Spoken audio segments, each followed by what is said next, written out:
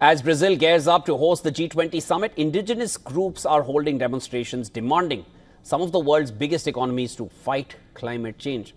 Now, on Saturday, natives and indigenous organizations held demonstrations by sinking the cutouts of top G20 leaders in Botafogo Bay at Rio de Janeiro.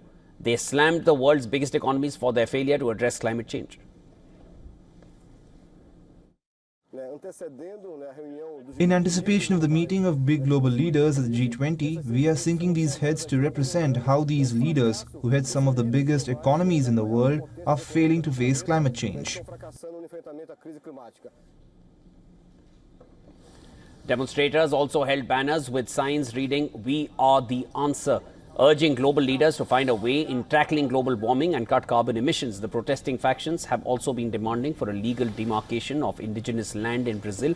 Further, with more protests on the anvil, Brazil has deployed its troops with armored vehicles to reinforce security.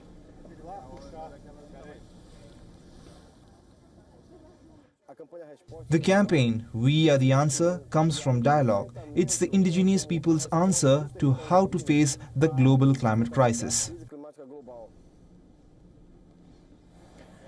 The two-day G20 summit, set to be hosted by Rio de Janeiro, will see the gathering of some of the world's biggest leaders, including the likes of US President Joe Biden, French President Emmanuel Macron, German Chancellor Olaf Scholz, Chinese President Xi Jinping, Indian Prime Minister Narendra Modi, and Argentine President Javier Milei. The key agenda of the summit will be on forging a global alliance against hunger, imposing taxes on the super rich, and bringing reforms to the UN system.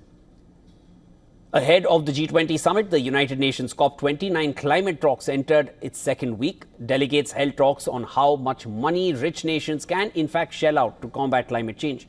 UN officials pinned their hopes on the G20 summit for a COP29 deal on climate financing.